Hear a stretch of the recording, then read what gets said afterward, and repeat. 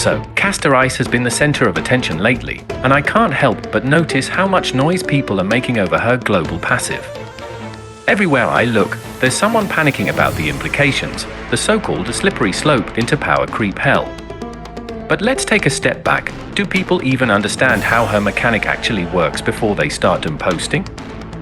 Unlike true revive mechanics, which restore characters to full fighting capacity, Lunar Cocoon only delays death for one action.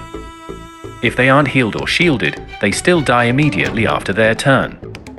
This prevents infinite sustain loops and doesn't remove the risk of losing, it simply offers a brief window for a comeback.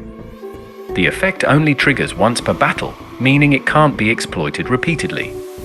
If it were a constant effect, it would be broken, but as a one-time save, it just prevents an instant game over. Many games include similar mechanics to create clutch moments, making battles more engaging rather than purely binary outcomes of survival or defeat. Now, here's the funny part. Why is this the mechanic that makes people lose their minds? We've had Acheron, a character who can outright one-shot everyone. We've had Aventurine, a preservation unit who power-crept Feixiao as a must-have best shielder.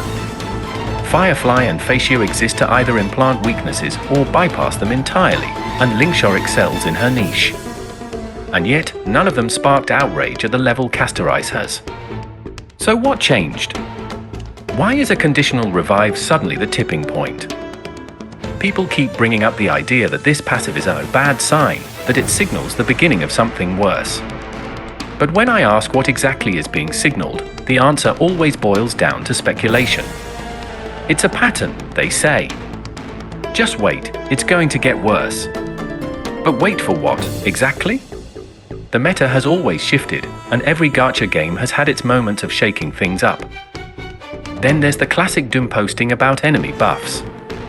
If global passives exist, enemies will just get even stronger. Because yes, surely, Hoyo has been holding back all this time out of the kindness of their hearts. The truth is, enemy difficulty adjustments happen regardless of whether a character has a global passive or not. Every new cycle of Memory of Chaos brings tweaked enemies, and every major update has introduced new enemy mechanics to force adaptation.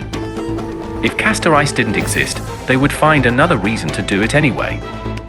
So why pretend this is some unprecedented shift? And let's talk about balance. If we're really worried about global buffs being too strong, there are actual ways to mitigate that. We already have examples like Castorice Lunar Cocoon, a conditional ability that doesn't just give a free revive, it has trade-offs and limitations. The same logic can be applied to future global buffs. What if a global SPD buff only activated after a certain number of turns or required specific team compositions? What if a global skill level buff came with an energy regeneration penalty or was locked behind certain battle conditions? At the end of the day, this is just another round of the same old gacha discourse, different character, same cycle.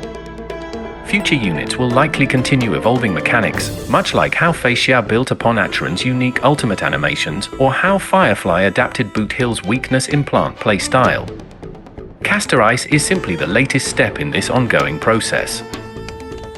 But hey, maybe I'm just not thinking hard enough. Let me know what you think in the comments, just try to keep the tyranny analogies to a minimum, yeah?